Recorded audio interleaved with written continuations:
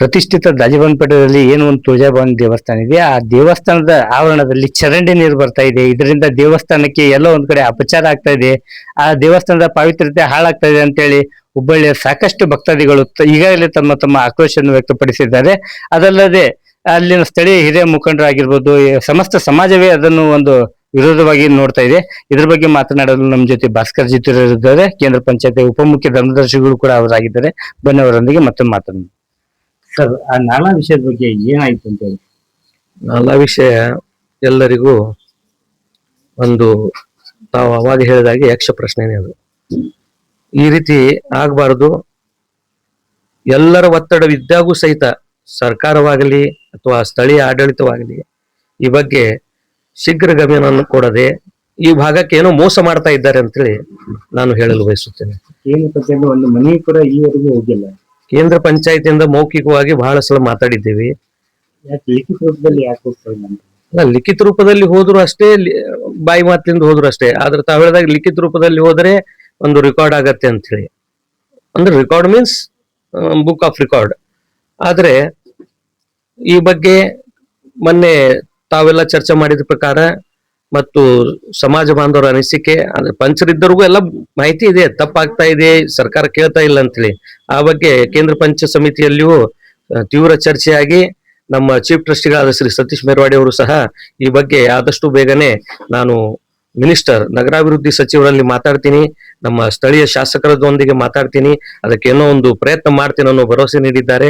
ನಾವೆಲ್ಲ ಯಾರ್ಯಾರಿಗೆ ಕಾಲಕ್ಕೆ ಕೇಳಬೇಕು ಹೇಳಿದ್ದೀವಿ. ಹಿಂದೆ ಶ್ರೀ ಜಗದೀಶ್ ಶೆಟ್ಟರ್ ಸಾಹೇಬರು ಜಿಲ್ಲಾ ಉಸ್ತುವಾರಿ ಸಚಿವರಾಗಿದ್ರು, ಯಡಿಯೂರಪ್ಪ ಸರ್ ಅವರು ಮುಖ್ಯಮಂತ್ರಿ ಇದ್ದಾಗ. ಆ ವೇಳೆಯಲ್ಲೂ ಸಹ ಹೇಳಿದಾಗ ಆಗಿನ ಮಾನ್ಯ ಇವರು ಆಯುಕ್ತರು, mostly general major Hiremath sir ಅವರಿದ್ರು, ಅವ್ರಿಗೆ ಸಹ ನಿರ್ದೇಶನ ನೀಡಿ ಈ ಬಗ್ಗೆ ಜಿತ್ತೂರಿ ಅವ್ರು ಏನ್ ಹೇಳ್ತಾರ ಕೇಳ್ಕೊಳ್ಳಿ ಅಂತೇಳಿ. ಅವಾಗ ಅಲ್ಲಿ ಒಂದು ಸರ್ಕಲ್ದಲ್ಲಿ ಪಂಚರ್ ಮಾಡಿಸಿ ಆ ಒಂದು ನೀರು ಹೋಗುವ ಒಳಚರಂಡಿಯಿಂದ ಹೊರಗೆ ಬರುವಂತ ನೀರು ಮತ್ತೆ ನಾಲಾಕ್ಕೆ ಹೋಗುವಂತ ಒಂದು ವ್ಯವಸ್ಥೆ ಮಾಡಿ ಅವ್ರಿಗೆ ಒಂದು ಶೆಟ್ಟರ್ ಸರ್ ಮುಖಾಂತರ ನಿರ್ದೇಶನ ನಡೆಸಿದ್ವಿ. ಈ ರೀತಿ ಅಲ್ಲೆಲ್ಲಿ 50 ಮೀಟರ್ ಒಂದ್ ಕಡೆ ಪಂಚರ್ ಮಾಡಿ ಅಲ್ಲಿದ್ದ ಒಂದ್ ಕಡೆ ಒಂದು ಸ್ಮಾಲ್ ಏನ್ ಬಂತೀರಿ ನೀವು, ಈ ಬುಲ್ಡೋಸರ್ ಅಲ್ಲ, ಮತ್ತೊಂದು ಕ್ರೇನ್ ಏನಂತೀರಿ, ಸ್ಮಾಲ್ ಕ್ರೇನ್ ತಗೊಂಡು ಎಲ್ಲ ರಾಡಿಯನ್ನು ತೆಗೆದು ಒಂದು ನಾಲಾ ಕ್ಲೀನಿಂಗ್ ಮಾಡ್ಲಿಕ್ಕೆ ಒಂದು ಪ್ಲಾನಿಂಗ್ ಮಾಡ್ರಿ ಅಂತೇಳಿ. ಹ್ಞೂ ಅಂದ್ರು. ದೊಡ್ಡ ಬಜೆಟ್ ಆಗತ್ತೀರಿ, 35-40 ಕೋಟಿದು ಅಂದ್ರು. ಆದ್ರೆ 35-40 ಕೋಟಿ ನಮ್ ಕಡೆ ಆಗಂಗಿಲ್ಲ ಅಂತ ಹೇಳಿ. ಆದ್ರೆ ಶೆಟ್ಟರ್ ಅವ್ರು ನೇರವಾಗಿ ಹೇಳಿದ್ರು ಅವ್ರಿಗೆ, ಏನ್ ಪ್ರಾಜೆಕ್ಟ್ ಇದೆ ರೆಡಿ ಮಾಡಪ್ಪ, ನಾನು ಸರ್ಕಾರದಿಂದ ವಿಶೇಷ ಅನುದಾನ ತರ್ತೀನಿ ಅಂತೇಳಿ. ಆದ್ರೆ ಸರ್ಕಾರ ಹೋದ ನಂತರ ಮತ್ತೆ ಕಾಂಗ್ರೆಸ್ ಸರ್ಕಾರ ಬಂದಿದೆ. ಆ ನಿಟ್ಟಿನಲ್ಲಿ ಸ್ಥಳೀಯ ಶಾಸಕರಾದಂತ ಶ್ರೀ ಅಬ್ಬಯ್ಯನವರು ಸಹ ಒಂದು ಪ್ರಭಾವಿ ವ್ಯಕ್ತಿಗಳಾಗಿದ್ದಾರೆ.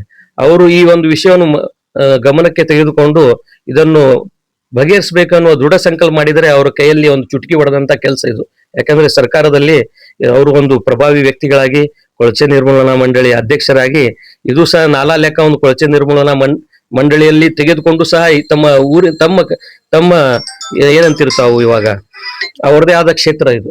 ಆ ಕ್ಷೇತ್ರದ ಅಭಿವೃದ್ಧಿಗಾಗಿ ಅವರು ಕೊಳಚೆ ಮಂಡಳಿಯಿಂದಲೂ ಸಹ ಪ್ರಯತ್ನ ಮಾಡಿದರೂ ಒಂದು ಒಳ್ಳೆಯ ಕೆಲಸ ಆಗತ್ತೆ, ಈ ಭಾಗದ ಜನರು ಅವರನ್ನು ನೆನೆಸುವಂತ ಕೆಲಸ ಆಗತ್ತೆ ಅಂತೇಳಿ ಹೇಳುತ್ತಾ, ಅವರು ಸಹ ಪ್ರಯತ್ನ ಮಾಡ್ಲಿ. ಅವ್ರ ಕಡೆನೂ ನಾವೆಲ್ಲ ಮನವಿ ಹೋಗೋರಿದ್ದೀವಿ.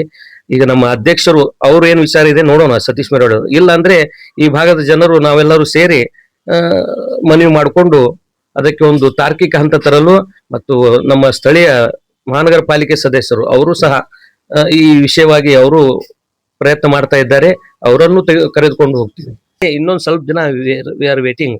ಇಲ್ಲಾಂದ್ರೆ ನಮ್ಮ ದಾಜಿಬಾನಪೇಟೆ ಎಲ್ಲರೂ ಸೇರಿ, ಯಾರ್ಯಾರು ಬರ್ಲಿ ಬೇಡ ಅನ್ನಂಗಿಲ್ಲ, ಎಲ್ಲರೂ ಸೇರಿ ದಾಜಿಬಾನಪೇಟೆ ರವಾಸಿಗಳು, ವ್ಯಾಪಾರಸ್ಥರು ಎಲ್ಲರೂ ಸೇರಿ ಮಾನ್ಯ ಶಾಸಕರಿಗೆ, ಜಿಲ್ಲಾ ಉಸ್ತುವಾರಿ ಸಚಿವರಿಗೆ, ಮಾನ್ಯ ಆಯುಕ್ತರಿಗೆ ಮತ್ತು DC ಅವರಿಗೆ ಎಲ್ಲರಿಗೂ ಮನವಿ ಕೊಡ್ತೀವಿ. ಈಗ